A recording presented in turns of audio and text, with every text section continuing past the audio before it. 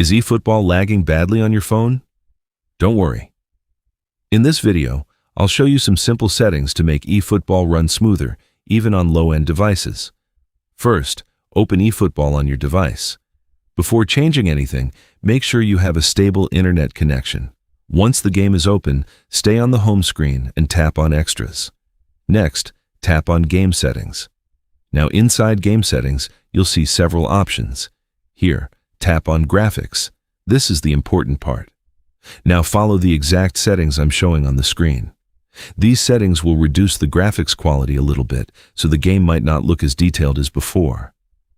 But that's actually the point. Lower graphics settings can reduce the load on your device and help the game run more smoothly. Once you've changed all the settings, simply go back to the home screen and start a match.